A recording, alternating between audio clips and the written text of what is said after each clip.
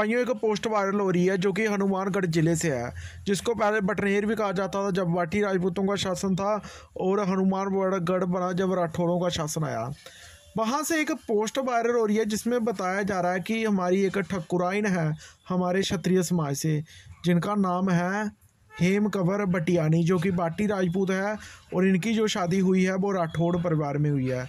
उनके पति जी की शायद मृत्यु हो चुकी है, और एक पोस्ट वायरल हो रही है जिसमें बताया जा रहा है कि इन्होंने पता नहीं कौन से महाविद्यालय के लिए अपनी 6 बीघा जमीन दान में दे दी। तो भाइयों हनुमानगढ़ जिले में आगे ही क्षत्रियों की इतनी ज़्यादा बहुसंख्यक आबादी नहीं है।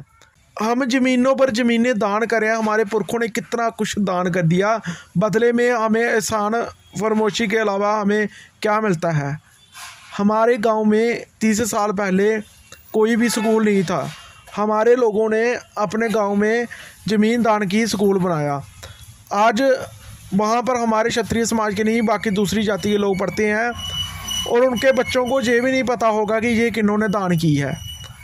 कल को जब इनके बच्चे होंगे तो इन लोगों को जो जिनके लिए दान किया वहाँ सभी पढ़ेंगे, किसी को भी ये नहीं पता होगा कि ये किन्होंने दान की है और क्यों दान करनी। दान वो करें जो मलाई खा रहे हैं, हम क्यों दान करें।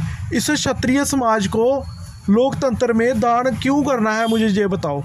पहले एक पोस्ट वायरल हुई जिसमें बताया गया कि एक 4-5 बीघा ज़मीन जो रघुवंशी जी ने दान की, इसके अलावा 50 बीघा ज़मीन गौशाला के राठौड़ साहब ने दान की, 50 बीघा ज़मीन। इसी 50 बीघा ज़मीन से कितने क्षत्रियों को 1-1 बीघा देते तो जो गरीब क्षत्रियों का घर चल जाता।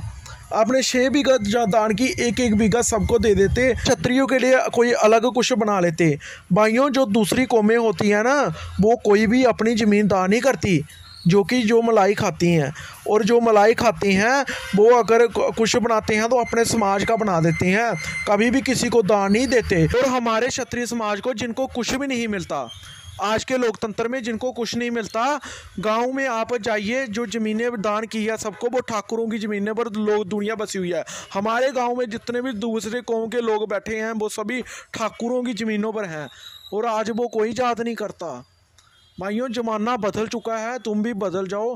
हमारे पुरखे कब से दान पर दान किए जा रहे हो, अभी लास्ट स्टेज है हमारी ख़त्म होने की, मतलब ख़त्म हो चुके हैं हम, अब सामान्य सबके समान बना दिए गए हैं, लेकिन हमें फिर भी अकल नहीं आ रही।